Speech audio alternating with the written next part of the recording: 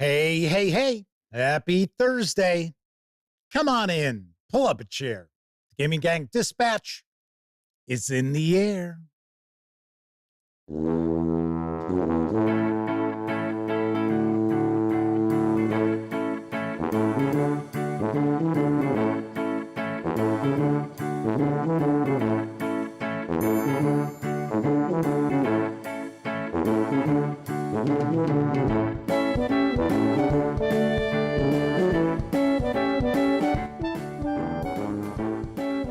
Howdy, gang, and welcome once again to the Duct Tape Studios.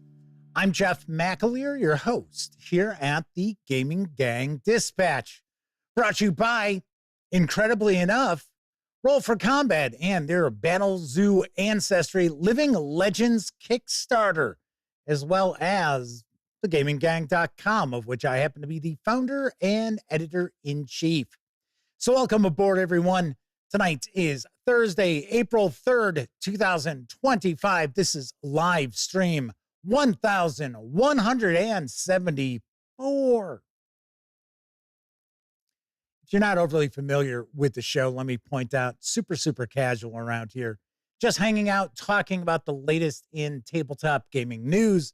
And then we will usually take a first look at a game. We might do an unboxing for a board game or page through a role-playing game. I might even pontificate about a topic related to our hobby. But tonight, we're going to dive on in and take a look at Monty Python's Cocurricular Medieval Reenactment program. Say that 5 times fast. From a Crowbar Creative and Exalted Funeral, we're going to take a look at the core book, the Game Master screen, the Albatross Dice Set, as well as the coconut dice roller. So yes, we've got a jam-packed show filled with the Monty Python role-playing game releases. That's how I will refer to it most of the time tonight. So there is that. So I know a lot of people out there are kind of curious about this game. It pulled in a huge amount of money over on Kickstarter when it was up for crowdfunding.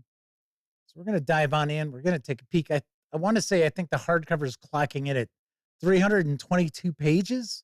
So that's a pretty good sized book. So pretty nice. Pretty nice.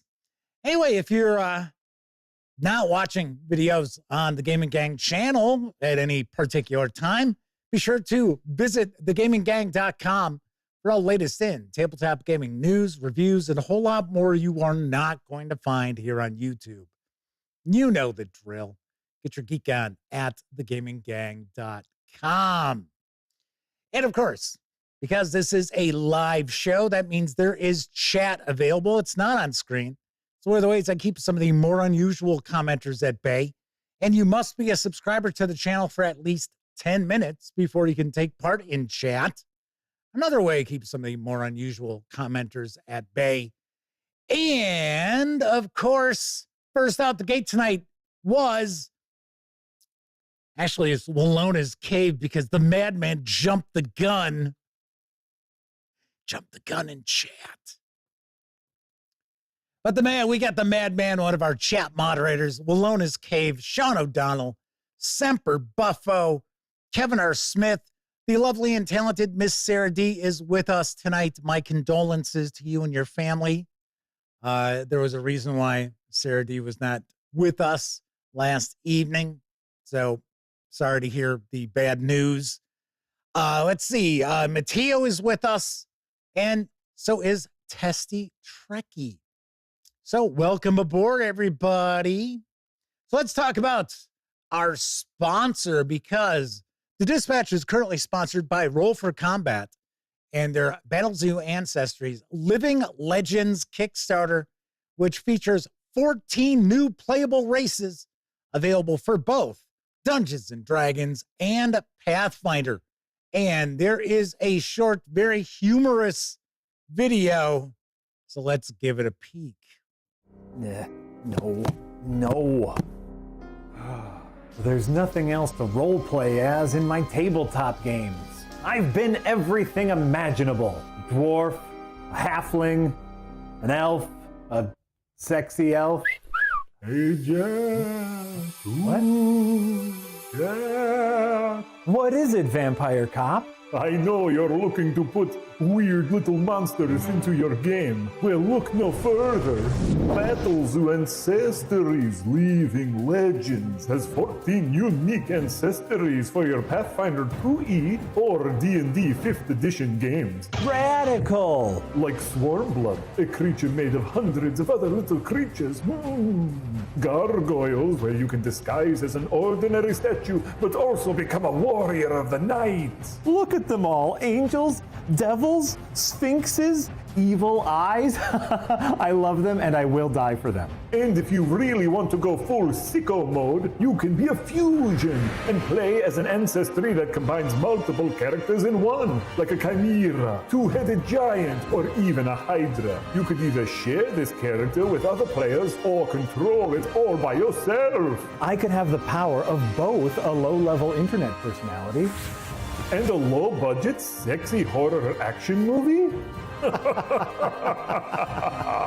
Visit Kickstarter.rollforcombat.com to get Battlezoo Ancestry's Living Legends, which includes in-depth information about each creature's culture, society, and history. You also get hundreds of digital tokens and illustrations that work with any VTT. Go get your hands on all these little freaks today. Hey, can I join you? Sure, we can be a chimera now.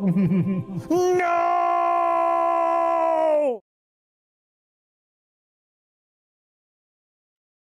You can reserve a copy of the edition in the flavor of your choice in hardcover with PDF for a $69 pledge. You can grab just the PDF alone for a $35 pledge, or if you want to sprinkle in some virtual tabletop elements in the flavor of your choice, you can do that as well for a $99 pledge. Through April 11th, the PDFs are expected to arrive in July, and the hardcovers will follow in September. So there you have it. And as I have already mentioned before, if you're not familiar with the Roll for Combat releases, they are always top-notch, really great production quality. Artwork always pops off the page. Paper stock is very, very nice. So they do not skimp on the production quality of their releases. Very nice. All right, let's dive right on into the news because there is a new edition of the popular Downcrawl role-playing game toolkit. It is now available in print and PDF. And I've got the latest from author Aaron A. Reed. Explore cursed mazes, build stalactite cities, get addicted to mushrooms. Welcome down. Downcrawl is a tabletop role-playing toolkit that helps you build and explore a weird, wondrous underworld so far from the surface that the sun and sky are only legend. Compatible with any tabletop role-playing game system or as a complete standalone game, Downcrawl offers evocative prompts to generate new places, peoples, and encounters on the fly. It helps improve stories of dangerous journeys, curious creatures, and strange underground empires. Revised and expanded from the original 2017 edition, which happened to have been a drive-thru RPG platinum seller, Downcrawl 2nd Edition features totally revamped and improved mechanics after years of additional playtesting, new optional rules for solo or GM-less play, and an optional add-on card deck to make sparking weird underworld adventures easier than ever. Introduce a weird, wondrous underworld called the Deep, Deep Down to your campaign. Once again, it's compatible with any tabletop role-playing game system or stands alone with a lightweight, Fate-inspired rule set, which only requires D6s to play.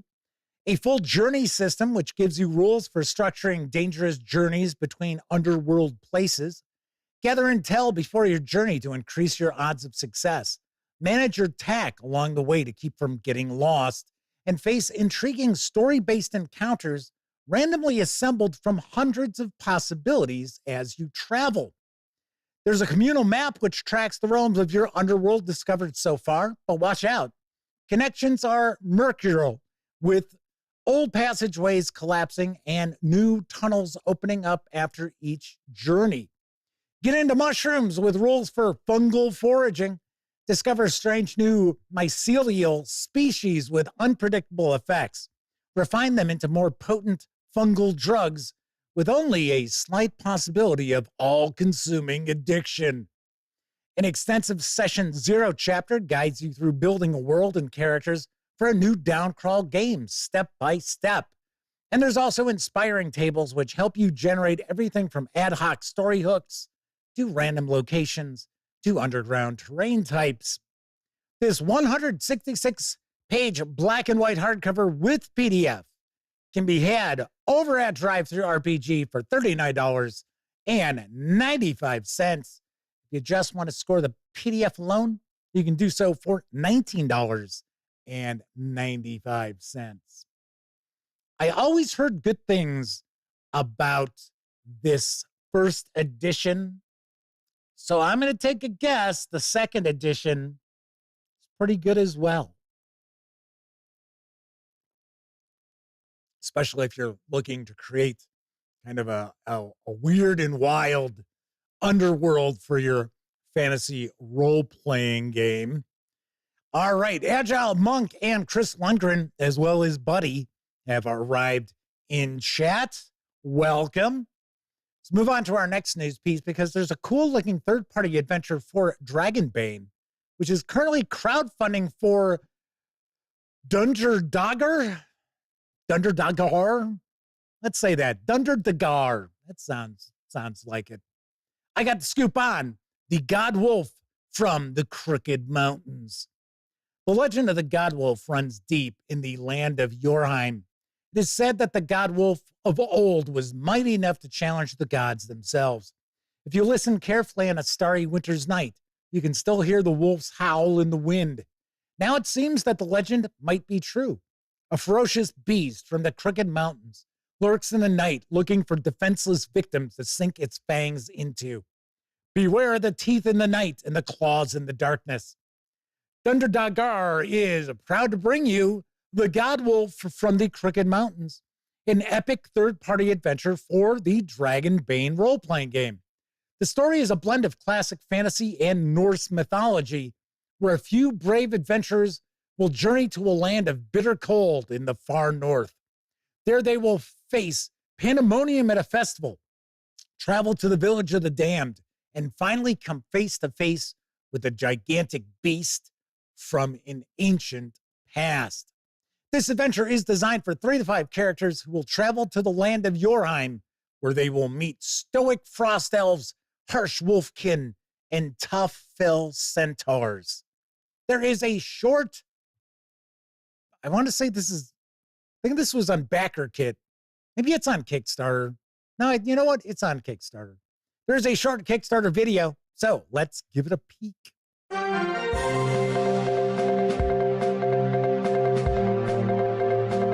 We have breaking news that a gigantic wolf is ravaging the land of Yorheim. Authorities are helpless against this beast, which is said to have come from the Crooked Mountains. There are unconfirmed reports of a dark rider controlling the wolf, who is suspected of being the architect of the ongoing destruction. Other reports says that the wolf feels no pity, remorse, or fear, and will absolutely not stop until everyone in Yorheim is dead. The government appears to be helpless. So as citizens of Yorheim, we must take matters into our own hands. What we need are a few good adventurers, ready to do what is necessary. Save Yorheim from destruction.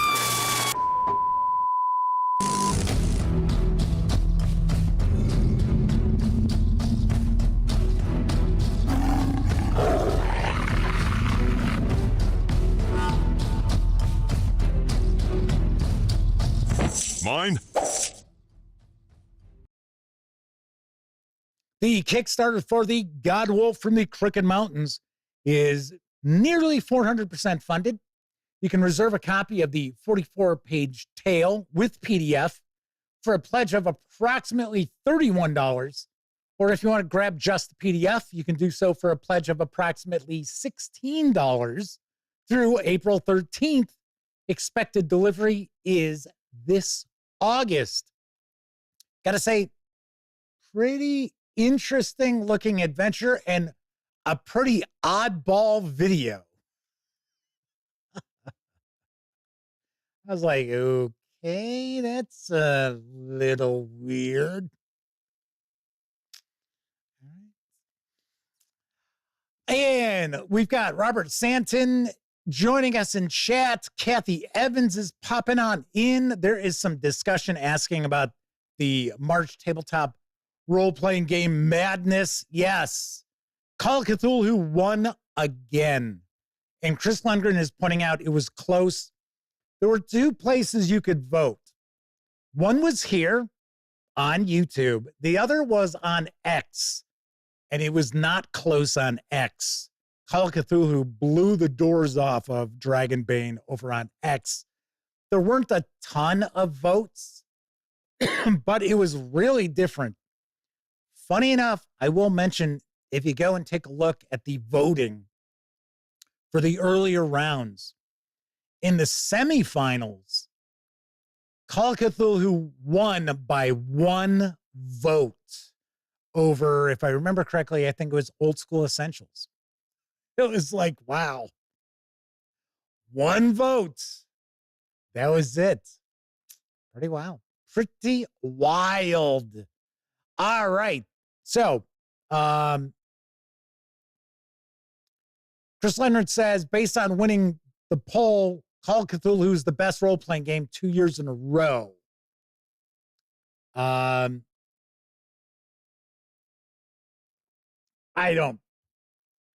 It's most popular out of people who follow the gaming gang. That's how it would be. So Kevin R. Smith says, yeah, I hate Dynasty, so I voted for Dragonbane, even though I like Call of Cthulhu. See, now that defeats the purpose. And I know there were some other people who were like, yeah, I'm Call of Cthulhu's a better game, but I'm going to vote for Dragonbane. It's like, okay. It's like, I don't know. Well, but then again, people throw their votes away all the time in this country. There you have it. All right, moving right along. We talked about the Feng Shui 2nd edition bundle of holding yesterday, but that's not the only money-saving offer for that role-playing game. I've got the lowdown on the Feng Shui ammo pack. Stay sharp, action hero. This Feng Shui ammo pack is the second of 2 offers in progress featuring the tabletop role-playing game of Hong Kong movie action Feng Shui 2nd edition from Atlas Games. If you're new to the game, start with the revived April 2018 Feng Shui 2 bundle, which is in progress. Then return for this new companion offer of recent adventures for Feng Shui 2, plus a backup team of returning source books and adventures which were published for the 1st edition. Stop a kidnapping at the Burning Dragon Festival in the sand-blasted Badlands of Mongolia. Hit the Netherworld pop-up juncture in Paris, 1944, and beat the crap out of Nazi soldiers. Fight in the Ape World Gladiator Bowl and lead an insurrection of the New Simian Army. Kick butt, blow things up, and save the world. Keep in mind, the Feng Shui rulebook is not included in this ammo pack. You got to go grab the other bundle. For just $17.95, you get all 9 titles in the Feng Shui ammo pack, which has a retail value of $92, as DRM-free PDFs, including 3 recent Feng Shui 2 adventures, Ape World on Fire, Burning Dragon, and Will Temporarily Have Paris. An introductory Feng Shui 1st edition adventure by Robin D. Laws, 4 Bastards, and 5 supplements and adventures published for the 1st edition that all work smoothly with the 2nd edition. There's Seed of the New Flesh, Blowing Up Hong Kong, Friends of the Dragon, Golden Comeback, and In Your Face Again. These savings will run through April 21st. Very cool. Very cool. If you are into Hong Kong action, by all means, you should be taking a peek at the second edition of Feng Shui. I've always heard good things about it. I never actually really took a peek. I don't really watch that many like Hong Kong action movies. So it's not really a genre I'm overly familiar with, which I also pointed out yesterday. All righty. W Forge is with us in chat. Welcome aboard. Very nice. Very nice. So it is Tariff Thursday, I guess. So a lot of people are very concerned about the cost of, well, everything, but also their hobbying. So let's talk about something that is a pay what you want, because there is a pay what you want adventure for advanced old school essentials. I guess I should say old school essentials advanced fantasy. I want to say that's the official title. This caught my eye, and I've got the latest on the Temple of the Beggar-King from Luminescent Lich Publishing. Temple of the Beggar-King is a level 9 adventure for advanced old school essentials. It requires old school essentials advanced fantasy to play. 1,000 years ago, the royal guard of Leon III, the King of Kings, set out into the desert to find and destroy the stronghold of the mad prophet of the eastern wastes, the Beggar-King. Into the desert, the royal guard, the hand of Leon, marched. It is not known what they encountered, just that they and the Temple of the Beggar-King have been lost to time ever since. Temple of the Beggar-King is an exploration of these strange, often involving a dark interpretation of Buddhist themes and ideas. This adventure involves both elements of horror and violence, as well as high weirdness. Its aim is to both horrify the players and leave them curious, to draw them deeper and deeper into its ensnaring mystery. Some referee discretion is required as to whether or not this adventure would be appropriate at your table.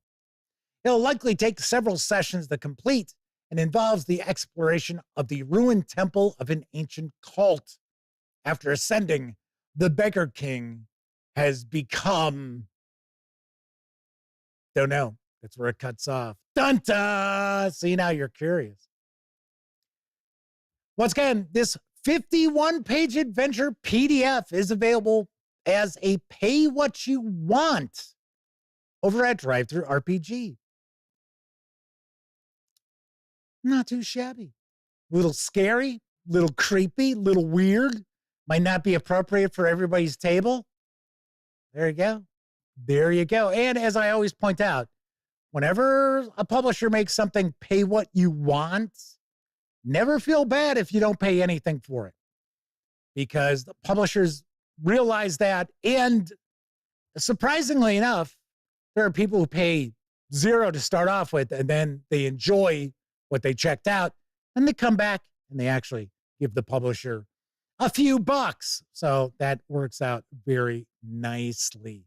Chris Lundgren says the only show they liked in the 70s was Kung Fu in a Wild West TV show. Yeah, I think most people are familiar with Kung Fu with David Carradine. Oh, yes, Grasshopper. Yes. Although, I got to be honest, I didn't watch it too often, but when I did see it, it never seemed to have much action going on. It was like, yeah, okay, all right. Moving right along, our final news piece. Looking to save more money, looking at game for free? Well, Space 1999, the role-playing game, has received a free quick start from Modiphius Entertainment. Here's the skinny. Welcome to Moonbase Alpha. A cataclysmic accident has sent Earth's moon hurtling into space, leaving behind a broken planet. Life has become a fight for survival for the people of Moonbase Alpha, as their journey takes them far deeper into the universe than they ever thought possible. Take part in a journey full of danger, wonder, and mystery as one of the dedicated crew of Moonbase Alpha on their search for a new home. The 51-page full-color Quick Start PDF includes an introduction to Space 1999 and the 2D20 rule system, 6 pre-generated characters. The fully playable adventure Breakaway is also included. More information, of course, can be found in the Space 1999 core rulebook, which is arriving this spring, which details a more complete version of the rules, Moonbase Alpha itself, and how to create characters and adventures of your own in the dynamic setting of Space 1999. And of course, the Quick Start is absolutely free over at Drive-Thru RPG. All right. I'm intrigued. I am intrigued by this. I did not watch Space 1999 when I was a kid. It was on WGN, if I remember correctly, because it was syndicated. And it was another show that if I would catch a little bit of it, nothing was going on. It was just a bunch of talking heads. And I was like, huh, okay. And when you're like 9 years old, you're not like, oh yeah, I want hard science fiction. No, you want things blowing up. Laser blasts all over the place. Chris Lundgren says you can stream it for free online on YouTube. I think it only lasted, wasn't it a season? Maybe not even a full season. Of course, that was back at a time when a full season of American television shows would be about 22 to 26 episodes. So, I do not know. All right, so that is it for the news tonight. Of course, I was just talking about Drive-Thru RPG. The Gaming Gang, thus the Dispatch, are affiliated with the One Bookshelf sites. So if you're going to go visit Drive-Thru RPG or Storyteller's Vault, Dungeon Masters Guild, Wargame Vault, any of those One Bookshelf sites, please stop by thegaminggang.com first. Click on one of our banner ads. That way, if you happen to make a purchase, I get 5% of that sale. And all those nickels, dimes, and quarters really do add up and help keep thegaminggang.com around.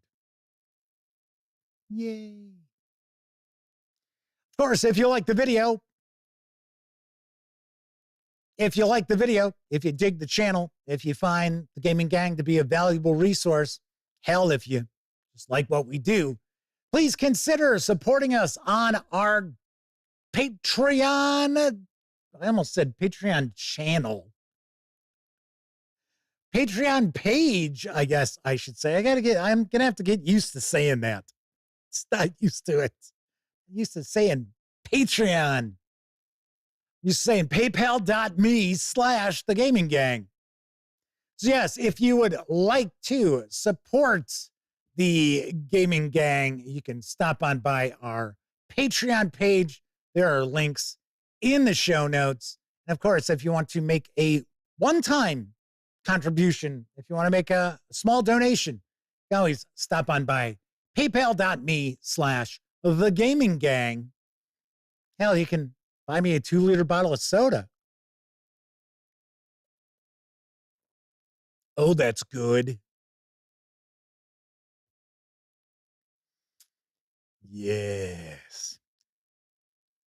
So, before we jump on in and start taking a peek at all the Monty Python goodness, I have an axe to grind.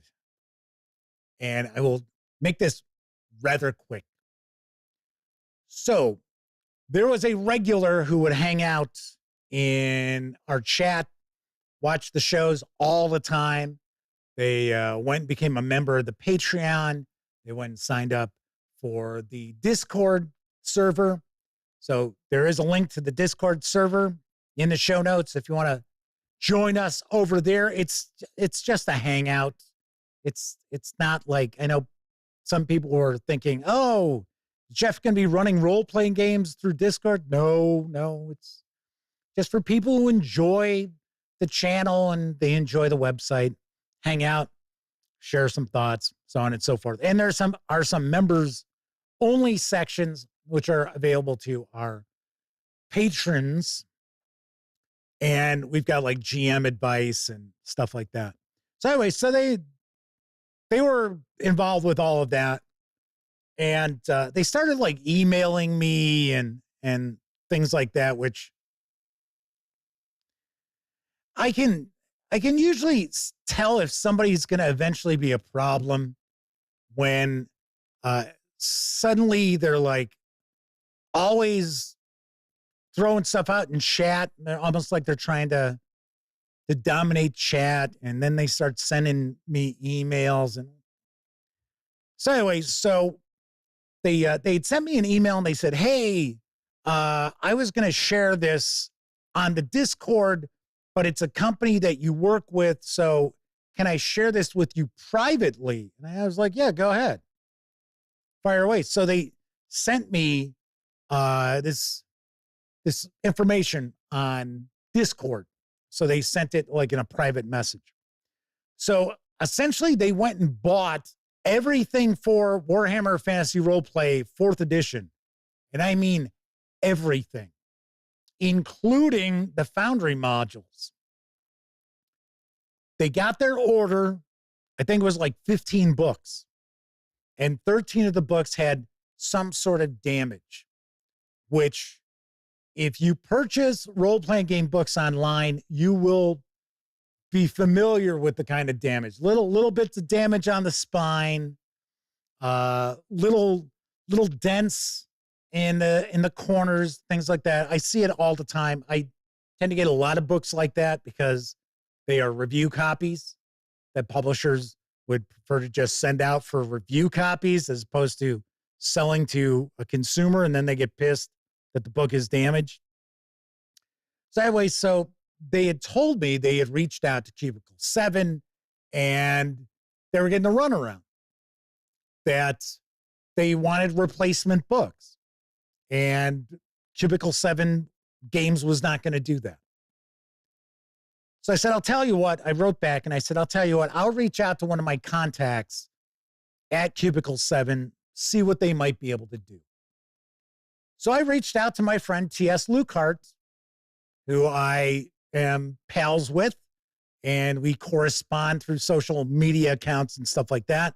So I shared the information that had been shared with me with him. And I said, a regular who watches the show, who actually purchased all this stuff based on my reviews, got this package, so on, whatever. And I said, hey, are you guys having an issue with your U.S. warehouse?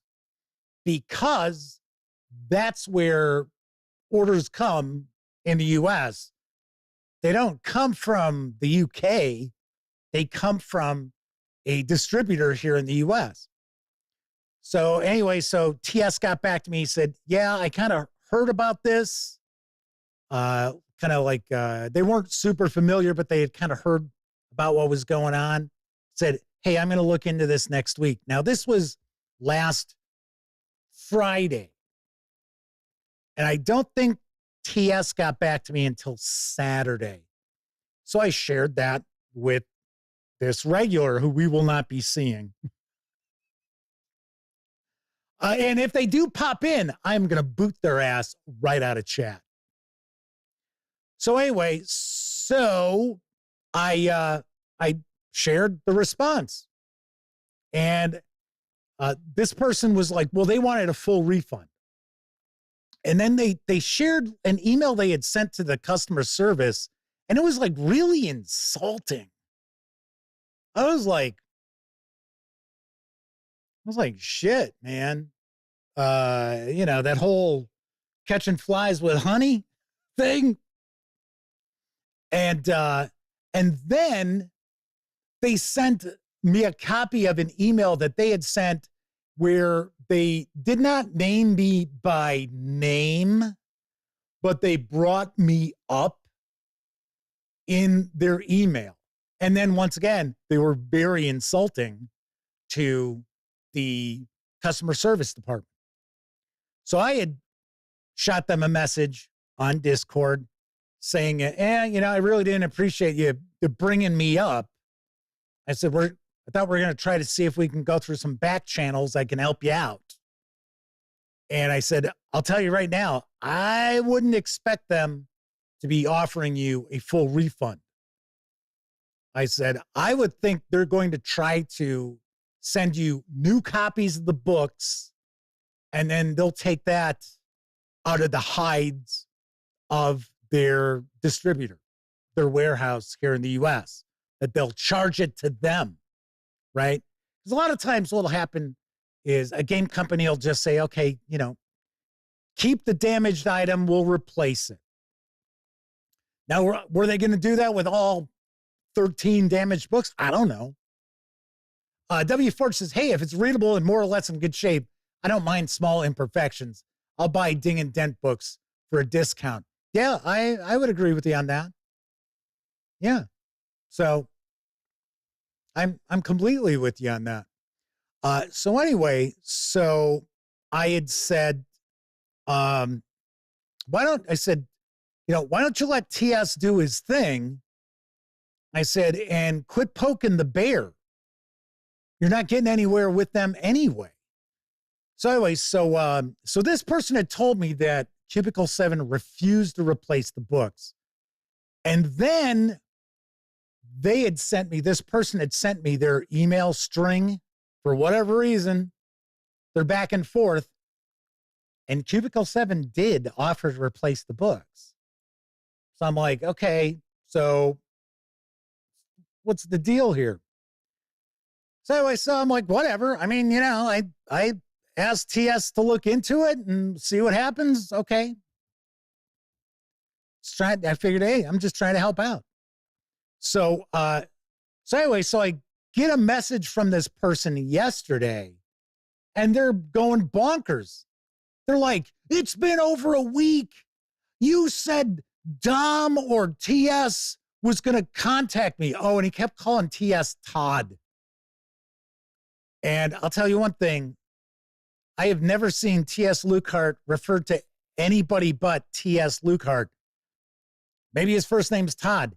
That's not the moniker he goes by. So usually when people don't use a name and you call them by the name they don't use, they don't appreciate that. Once again, this guy's like going out of his way to be a fucking asshole. So anyway, you said you were going to have Dom or TS contact me. What's going on? I don't know. And I was like, I wrote back, I said, I never said I was going to have anybody do anything. I shared what was going on with TS. I sent you the response I got from TS. I said, and that's it. I'm like, you do what you need to do. So I do the show, right? Okay. So then I'm back. And there's this big, long, just rambling insanity about how I am in cahoots with Cubicle 7 Games, trying to prevent this person from getting a refund, because I guess Cubicle 7 has a policy of 28 days or something like that. If you have 28 days to get a refund on your order. After that, I guess you don't. I don't know anything about that. So they're like, oh yeah, they were going off on me. Oh, I can't trust you and blah, blah, blah. I was like, you should have never gotten involved. And it's like, hey, dumbass, you reached out to me because you wanted to use my connection with Cubicle 7 Games to try to get something done. Should have never gotten involved. I'm not the guy who's like, hey, is it all right if I send you a message about a misbehaving game company? So this is like 4 or 5 paragraphs long. So I start to write back, and it was like, I don't know who the fuck you think you are,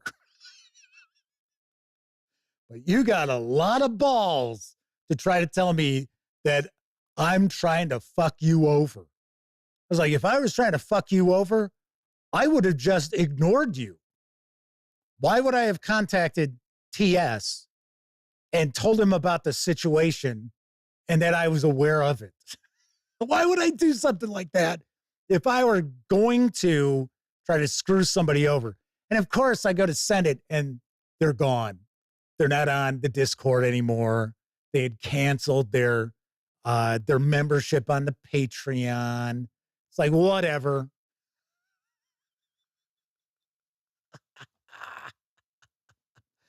So Kevin R. Smith says, minor dings and dents aren't a big deal. This person sent me images of all the books. I guess they were the same images they sent to Cubicle 7. And like I said, it's the stuff that we see all the time on game books.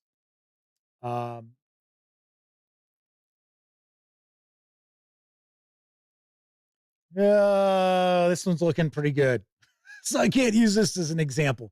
But like here, you might have a little crushed corner or a little crushed corner over here, or like a little bit of where it was squished. And I was like, I personally thought I'd have been like, you know what? I want X amount back. Not necessarily, you got to give me a full refund. And then I guess Cubicle 7 said, yes, they would do the full refund. He needed to return all the books. They were going to have to cancel the Foundry codes and I guess revoke the PDFs and all this other stuff.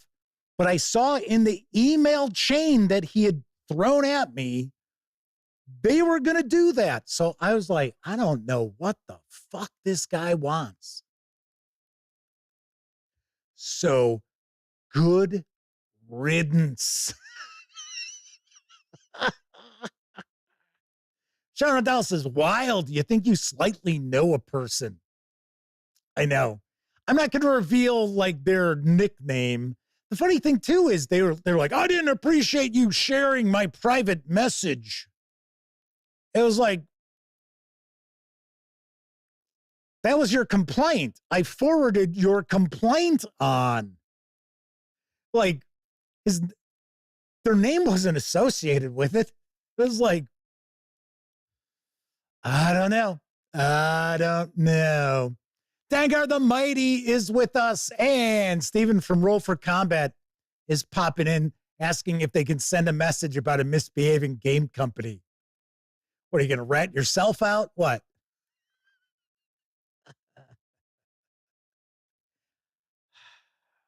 It's crazy. Kevin R. Smith points this out. You aren't these people's boss. How are you going to have them do anything? I didn't say I would. I said, I'm forwarding this on to TS. Here's his response. Good luck with this. Don't expect them to say, yeah, we're going to give you a full refund. Because companies don't like to do that. They would rather keep your money and send you brand new copies of whatever's damaged, because it's still more profitable for them than to take a return of damaged goods and refund all your cash. So, Chris Leonard says, we need to check Jeff's blood pressure. No, I'm fine. Guy was a jerk. Not worth it. You were being kind. Yeah, I was trying to help out. And they're like, hey! I was, what was the term was, one of the terms was, you're helping Cubicle 7 stonewall me. And I thought to myself, okay, dummy, have you not contacted your bank or your credit card company? Because the reality is, I would have most definitely first hint that things were not going well with the customer service department. I would have been like, hey, I'm I'm calling my bank. I'm going to tell them this needs to be a chargeback. Off the Shelf Board Game Reviews is with us. Says, honestly, the way tariffs are going, we are all going to be using PDFs for everything soon anyways. Yeah, Mateo says, first world problems. Jeez. Let's see. Tessie Trek says, first world problems. I canceled all my US-based Kickstarters because of Mr. Trump's tariffs. I can understand that. Chris says Jeff's blood pressure is 190 over 100. Nope, not even close. Bradley Thorpe says, Jeff, how are you? I've just wanted to let you know that I've decided to binge Tolkien books, I should say. So they bought box sets of the history of Middle Earth. I mean, running a Lord of the Rings 5e game. Very cool. Well, wait a second. Bradley, didn't you just buy a bunch of Pathfinder stuff? But you just were talking about you got all your Pathfinder collection completed. It's like Max Apocalypse is with us. You canceled him, Jeff. Kevin R. Smith says, I mean, why would he think you had any power to make them do anything? And I did not imply that I had any power whatsoever. I said, if you'd like, I can reach out to my buddy at Cubicle 7, see if he can look into this. And I'll make Dom or TS call you. I will make the... Yeah, okay. All right, see you. Like I said, just had an axe to grind. I don't put up with people's shit. I just do not have time to put up with people's shit. It's like, oh no, they canceled their Patreon membership. Oh, what to do? Anyway, so we're going to be diving on into Monty Python's Cocurricular Medieval Reenactment program in just a few moments. But first, I think it's time for a brief intermission. It's intermission time, folks. Time out for a delicious snack in our sparkling refreshment building. Every item a fresh, appetizing taste treat. Taste tantalizing hot tamales.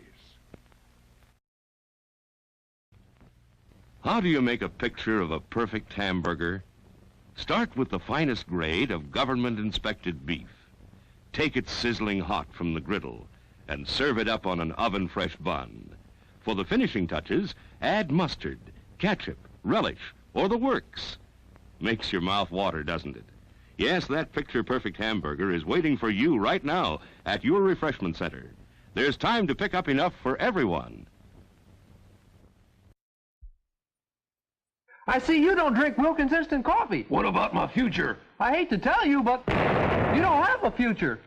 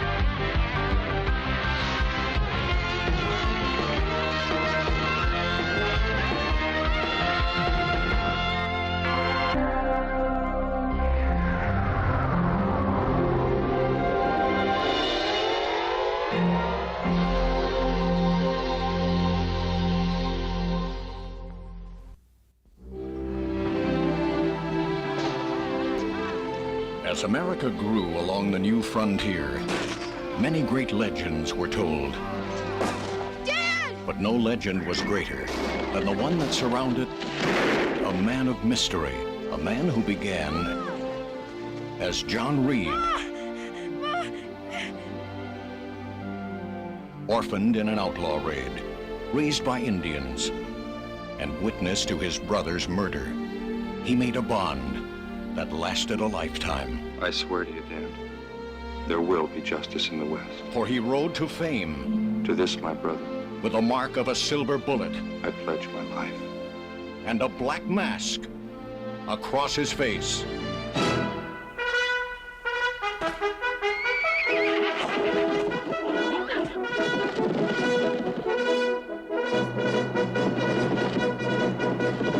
Return with us now to those thrilling days of yesteryear. Oh, silver!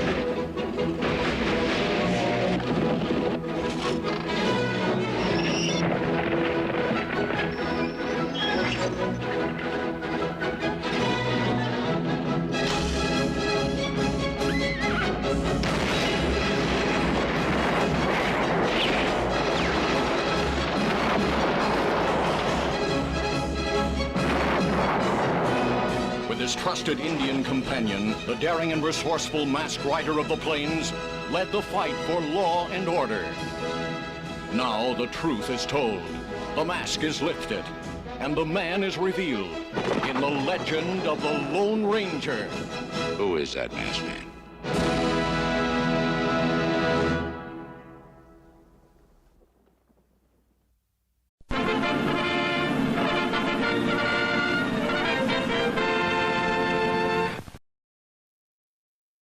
Whoever edited that trailer needs to be strung up.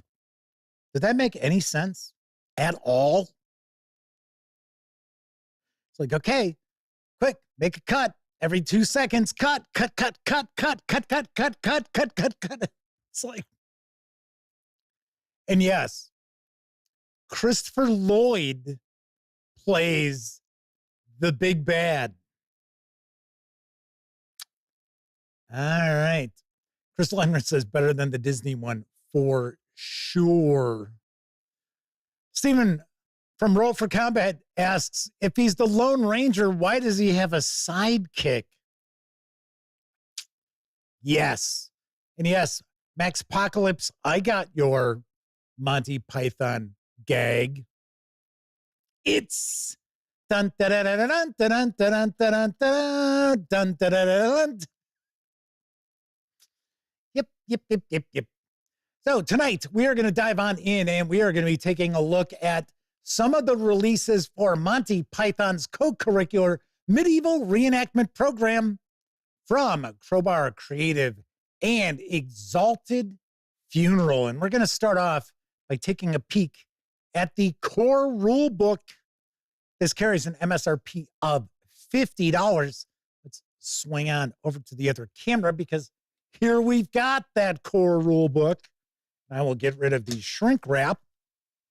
As I'm doing that, let me also mention that the fine folks over at Exalted Funeral were kind enough to provide me with these review copies, but neither I nor anyone else affiliated with the Gaming Gang has received any other sort of compensation for me to share this coverage with you.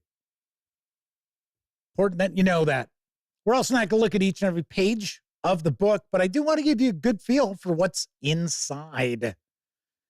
And I think there are some quests that are also included in here. So opening this on up, looks like we have got some tables here. So we are going to take a look at the Game Master screen. I think it's the Director of Light Entertainment screen, something like that. So I wonder if these are tables that are on it. And then we have a letter from Monty Python. That's what it says. It says from Mrs. Monty Python. Okay, so first of all, paper stock, solid paper stock here. We have a brief warning. So we've got an introduction to co-curricular reenacting, a brief historical remediation for those who didn't apply themselves at school, how the program programs, participant primer, Head of Light Entertainment Handbook. There you go. So that is the Game Master. Heads of Light Entertainment Directory. Notable historical figures. Field Guide to Creatures, Historical, Mythical, and Mundane. Then we got our quests. Our appendices and the index are near the back. The end of the book is all the way at the back. All right. I do believe that this uses just a standard set of polyhedral dice.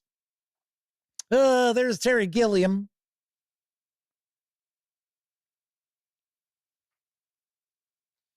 All right. So, looks like we got a 30-sided die.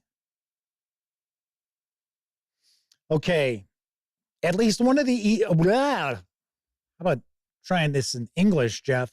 At least one each of the following is recommended.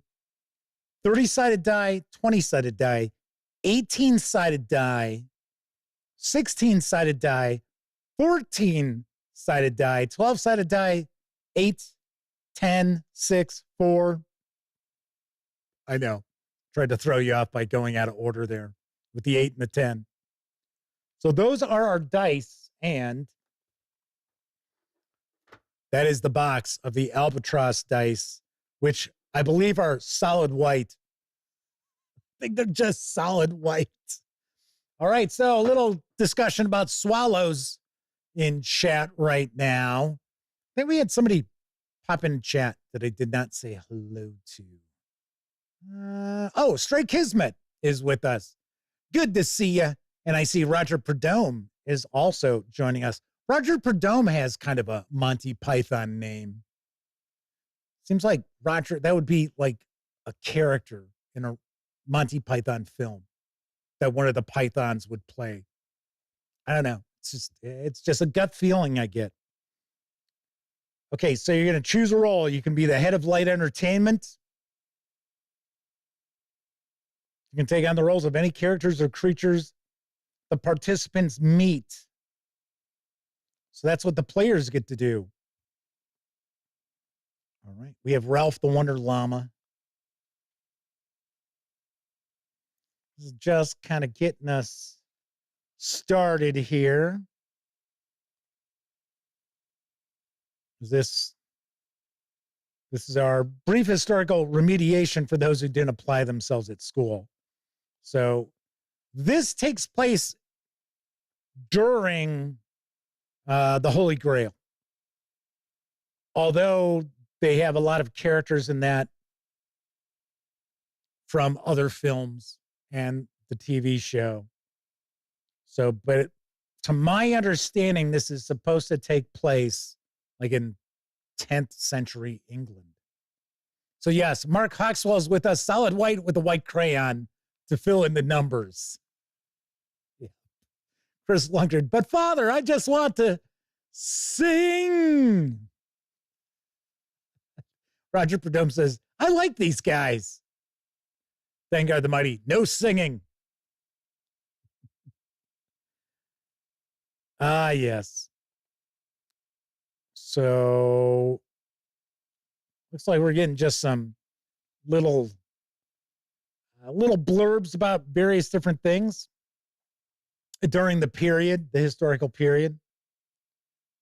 Says, before tucking into the capital R rules, one point of clarification. This program is built on communal narrative building, not rules. When the head of Light Entertainment presents you with a scenario and asks, so what do?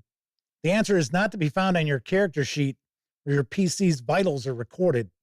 The answer must be sought first in your own mind, undeveloped though it is at this point in your academic career. I get the feeling this is going to be pretty funny to read. What I am most curious about is how well will this hold up as a game? Not just as a gag, but as a legitimate, funny role-playing game. And I've talked about this before. I think humorous. Wow. English is just not working well tonight. Chris Lundgren says, well, how do you know he's a king? Because he's not all covered in shit.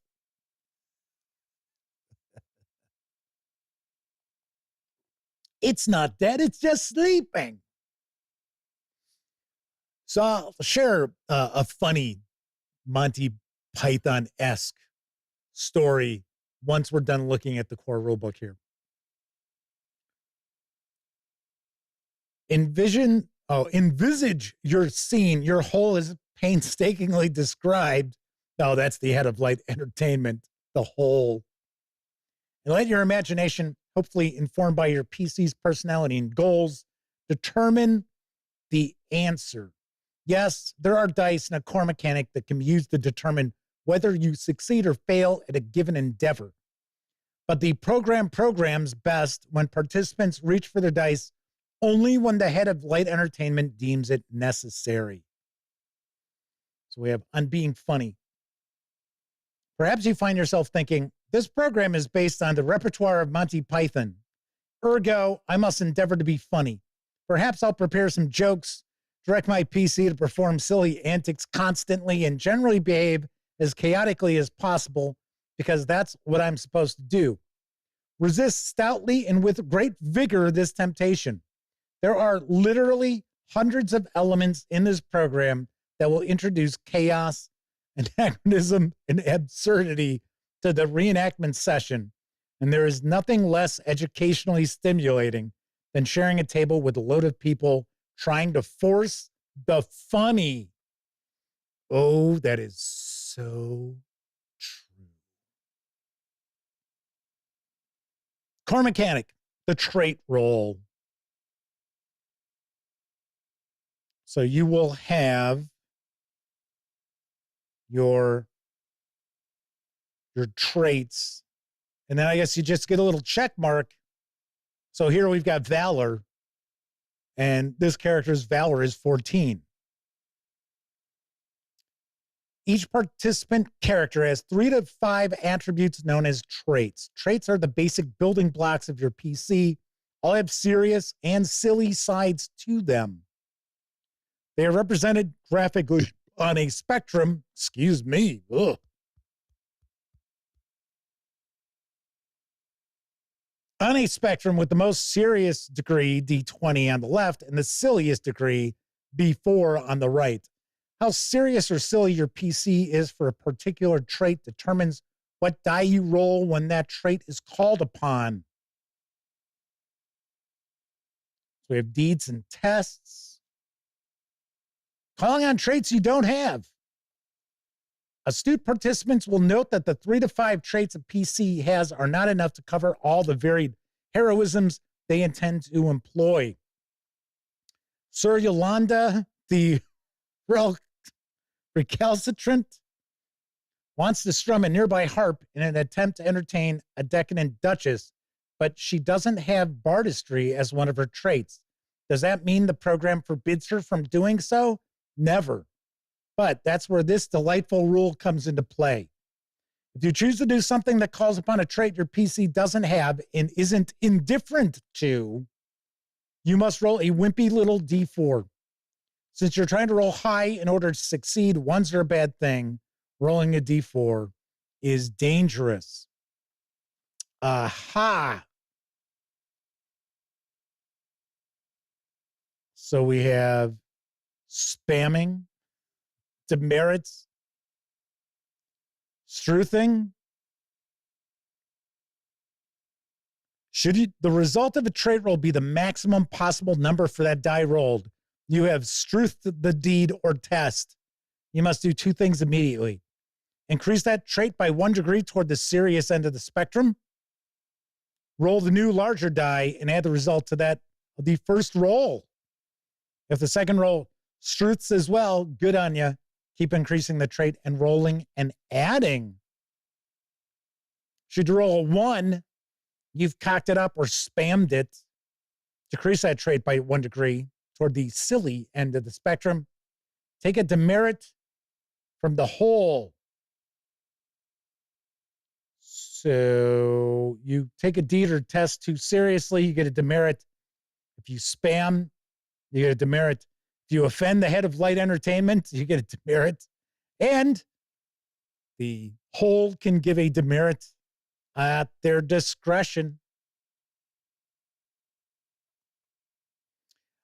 I'm taking a guess. I did not see it. Here we go. This is probably where we're going to get into it. I was going to say, I would take a stab that we've got probably a challenge number of some sort that you're looking to meet or exceed depending on the difficulty of what's being attempted. Dangar the Mighty. Suddenly the animator suffered a fatal heart attack and the beast was no more. What is your favorite color? All right, so we have got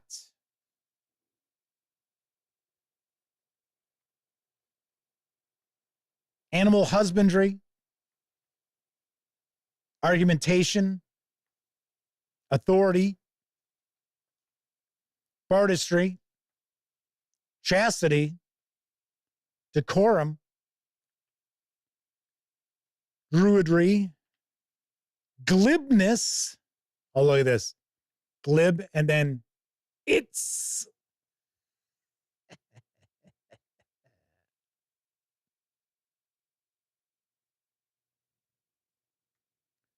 Hardiness, lorefulness, luck. So you're either lucky or all the way at the other end of the spectrum. It's shit luck. Nimbleness, purpose. Oh, there's a lot of these on here. Sorcery. Fancy a fireball at your fingertips? Have a hankering for flying, turning invisible, or otherwise altering reality using long-lost eldritch arts? It's sorcery for you, chum. Deeds. Why, you can do just about anything with magic as long as you're willing to risk a beshrew test. Cannot be used as such.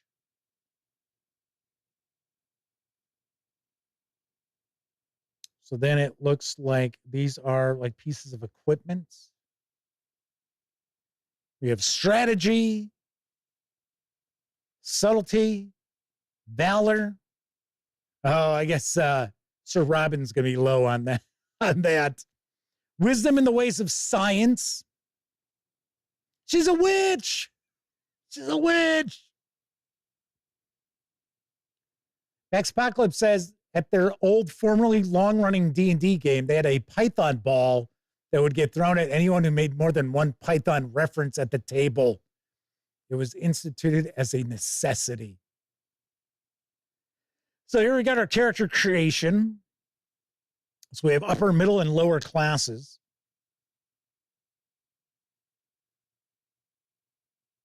So you might have a retainer.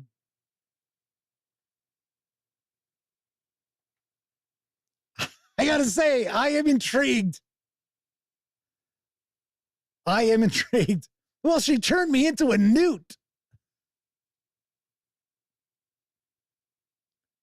Mateo says, silly walks has to be a skill. Oh, I'm sure there's some reference to silly walks in here someplace. So here are our character classes. Right? Or roles or whatever you want to say. Churl, cleric, enchanter, eremite. See, that just keeps coming back up. A knave. Oh, we got to have a knight. Well, there you go. There's our knight. Monarch. Monk or nun. A noble. Troubadour. Got quite a few choices there as well. And then we get into our Game Master section. This is our Head of Light Entertainment Handbook. About running a session. We're going to start skipping more pages here. Setting deed target numbers. There we go. Like I said, we've got a target number. You've got your different size dice. You're looking to roll high. So a 2 is a sitter. Not much use making player characters roll for things that are this undemanding. 3 to 4 is easy. 5 to 7 is average. 8 to 12 is just challenging. 13 to 19 is heroic. 20 to 29 is superhuman. 30 to 39 is legendary. And 40 and up is godlike.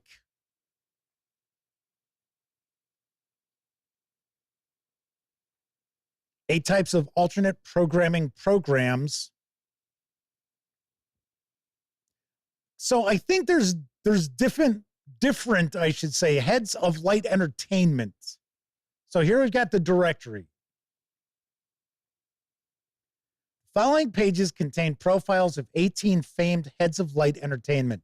The table below is to be consulted at the beginning of each program session to determine which of these persona you, the facilitator, will be taking on. Should your persona be sacked, murdered, vaporized, or otherwise rendered incapable of carrying out their duties, the directory may be reconsulted to determine which new whole persona takes over, depending on the nature of the former whole's departure.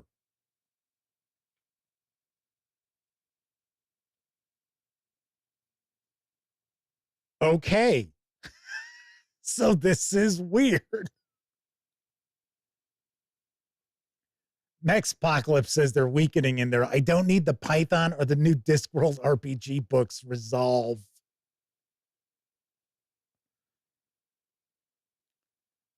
So here's our beshrew-ment. So we roll. I like the artwork throughout this. This is pretty nice.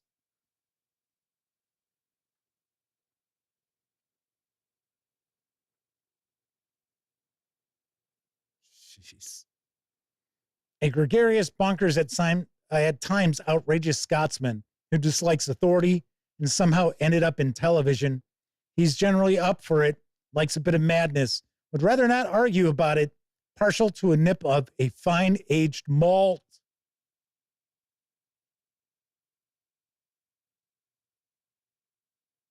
A penguin. There we go. Oh, there's complaint letters, I guess. Okay. An upper class twit. Complaint letters before he runs himself over with his car. 1. So it looks like there are different upper class twits as well. And then there's the wonderful Timmy Williams, a bona fide celebrity and man about town. Isn't it super? He's surrounded by biographers, journalists, camera people, boom mic operator, and paparazzi, all hanging on his every word and telling him how terrific he is. Marvelous. Really, really super. Oh, there's the Cardinal from the Spanish Inquisition. Nobody expects the Spanish Inquisition. Now we got our notable historical figures. So this is going to give us NPCs.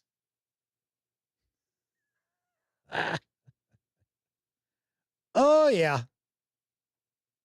Little Life of Brian there.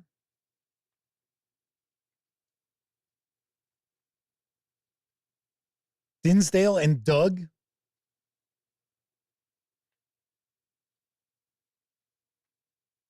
Galahad the Pure. There we go. It looks as if we also have a table to roll. Is it a 12-sided die? No, maybe not. Maybe it's a 20. Oh, tells you what die to use. You roll to see what they do as far as their attack. That's kind of cool. Dark Autumn Scribes hanging with us says, oh my God, they included the Piranha Brothers? Lancelot the Brave. There you go, Sir Robin, the not quite so brave as Sir Lancelot. Wow, they only get a 6 for their die? Huh. Okay. Oh, so They don't have as much info here as like a player character. So it just says deeds required to defeat. So I would take a guess that those are successful rolls. Then it looks like we've got some NPCs in here. Up. Here we go. Creatures. We're going to get that rabbit. Attila the Bun.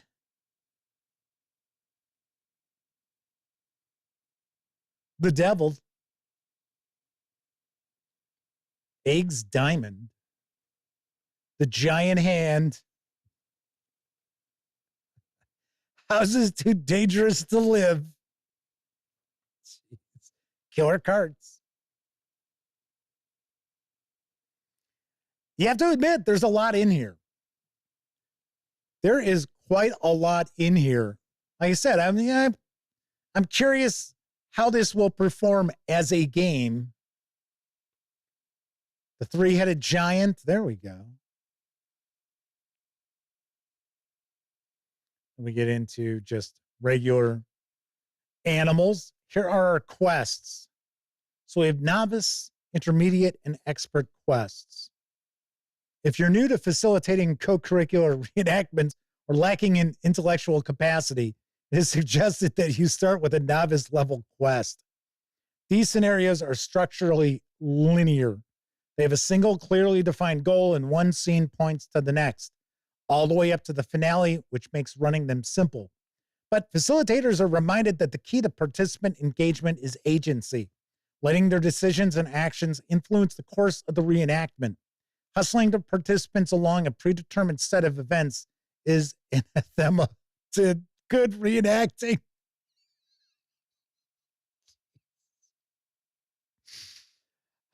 Okay, not to mention television. Even linear quests offer ample opportunities for participants to improvise, stray from the path, and come up with alternative solutions to the problem at hand. Sweet. So we have close encounters of dessert kind. The Princess Bridal, also a novice. How many pages are we looking at? So that's 4, 5. Spank the Pope. Jeez, okay. The Grail National, intermediate. And the Sword in the Spam.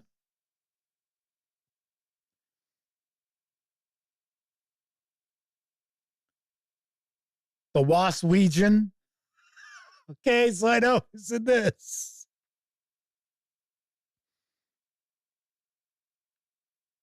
Pretty wild. Okay, so let's see. Here's an expert. Piranhas in the Thames. So we've got 2, 4. Oh, only 4 pages there. Okay. I would have thought maybe there would have been more to it. Right, so we got retainers, shop generator, shopkeepers, currencies, peddlers, settlement generation. Here's our character sheets and our index. There you go. That is a peek inside Monty Python's Co-Curricular Medieval Reenactment Program, the core rulebook. So I said I would tell you a story related to Monty Python.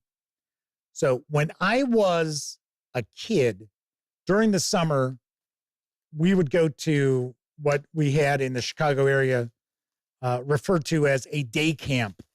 So it would be a camp that you went to at your local park district, and you would go from like 9 o'clock or 9:30, something like that, until like 4 o'clock. And one year we had a talent show. For the talent show, now at this point in time, I'm probably about 11. For the talent show, I got some of the friends I had made at the day camp. We got together and we sang the Lumberjack song. And yes, and I was the lumberjack. It was like, yeah, you got to keep in mind, there were smaller kids, right? So I think the cutoff was like 12. Okay, so here we've got the Head of Light Entertainment Game Master screen. So we've got the box here. Max Apocalypse says they just ordered this. So help them. If it shows up damaged, they're going to expect immediate service from me. It's like, okay. All right, so let's see what we've got here. Complaints received. Okay, so that's kind of interesting. Something gets slid into here. I don't know. I will tell you. Oh, you know what? I bet you this has a wheel. Bet there's a wheel we punch out. So on this side, we have this. And then as I can see, we've got all of these heads that will slide in. Let's see.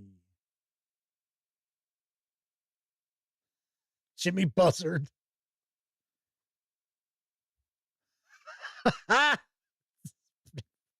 Wow, this is pretty wild. This is pretty wild. Okay. So we have the Ministry of Silly Walks. This is our directory of heads of light entertainment, setting our target numbers, talking about the core mechanic, the trait roll, as well as the different traits, death status, loony status. Here are our dice. So we have got all of these really nice, very solid card stock here. So these should hold up pretty well. Jeez.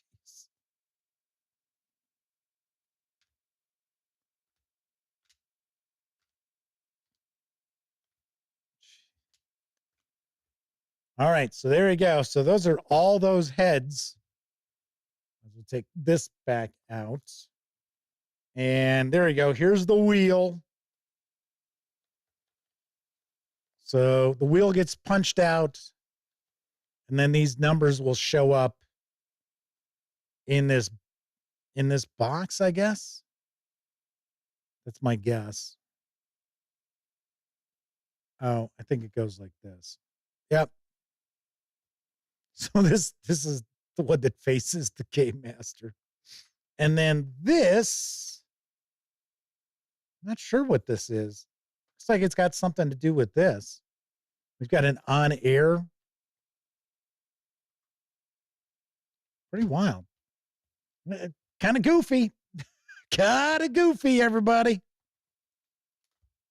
And of course, you know, I will have a review of Monty Python's Co-Curricular Medieval Reenactment program in the not too distant future.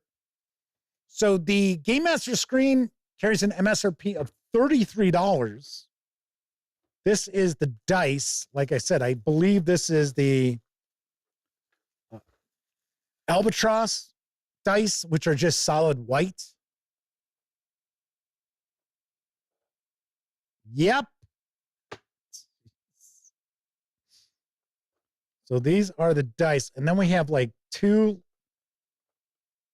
large 6-sided dice here.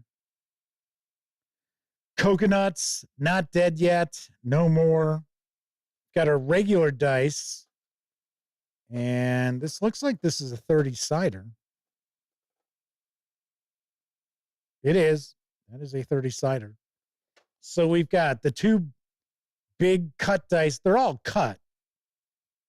30-sider, 20-sider. Percentile dice. It's like another 10-sider here. No. Yeah, it is. Another 10-sider. Got the 8. Yeah, actually, it looks like we've got a few 10-sided dice. And here is the white crayon to fill in the white. Ay, ay, ay, ay, ay. Pretty wacky. Pretty wacky. And of course, we get an insert here for it. And then the last thing we're going to take a peek at is the coconut dice roller. This carries, I should say the dice set carries an MSRP of $35. And then our coconut dice roller carries an MSRP of $10. So my assumption would be you put your dice in here. Let's do that. Then, of course, you can ride horses. Ta-da! All right. Gotta say, this is pretty wacky. But I am intrigued. I really am. I'm really intrigued by this. I kind of thought to myself, it's probably just be something really goofy. I'm not saying it's not going to be really goofy, but it does appear that there really is a game at the heart of this. And some of those little pieces of Game Master advice in here was solid. I mean, that was real Game Master advice. So pretty wild. Pretty wild. All righty then. So we've got the core rulebook, carries an MSRP of $50. Game Master screen, or I should say the Head of Light Entertainment screen, carries an MSRP of $33. The Albatross Dice Set is $35. And then the Coconut Dice Roller carries a $10 MSRP. All right. And that is a peek inside Monty Python's Co-Curricular Medieval Reenactment program from a Crowbar Creative and Exalted Funeral. The coconut's tropical, says Chris. All righty then. So that is it for this time out. So next week, I think on Monday, I think we're going to do this. On Monday, we're going to take a peek at the Consortium, which is a narrative miniatures game. It's fantasy miniatures, and it is miniature agnostic. So you can utilize any miniatures you want for this. Looks kind of interesting. So we're going to take a peek at that. That's going to be on Tuesday. Then on Wednesday, I think we will dive into The Molt, which is from Exalted Funeral. I've got the core book, character sheets, and the badass Game Master screen. So we'll take a peek at all of those. And then a week from today, I think we'll take a look at the trio of Tales of Argosa adventures that were sent along to me. So we'll take a peek at that. So we already have everything for next week planned out. Very, very cool.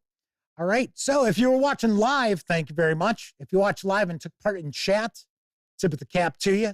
Really do appreciate you taking time out to watch any of the videos here on the Gaming Gang channel. And of course, when you take part in chat, not only do you keep me company, you're keeping each other company while I'm sharing the news or flipping through a book or unboxing a game or what have you. So it is much appreciated. Of course, I know a lot of folks out there, they don't have an opportunity to watch live. Doesn't matter if you're watching live or on Memorex. Thank you for taking time out to hang with the gang. It is definitely appreciated. All right, everybody enjoy the rest of your week, your weekend, your Monday. I'll be back on Tuesday. If you like the video, by all means, please give it a quick thumbs up. Subscribe to the Gaming Gang channel if you haven't already. And if you do subscribe, don't forget, ring that bell. It'll not only let you know when the Dispatch streams live Tuesday, Wednesday, and Thursday evenings right here on YouTube at 7 p.m. Central. I'll also let you know when I share other videos, such as my recent review of Call of Cthulhu, Cthulhu by Gaslight's Keeper's Guide. Is it Keeper's Guide or Handbook? Keeper's Guide. For some strange reason, some games, their Game Master books are being called handbooks. It's throwing me off. But it is the Keeper Guide. So if you have not checked that out, take a peek. Thank you very much for watching. Once again, I'm Jeff McAleer. And until I see you next time, I certainly hope all of you get to enjoy plenty of great gaming with your gang.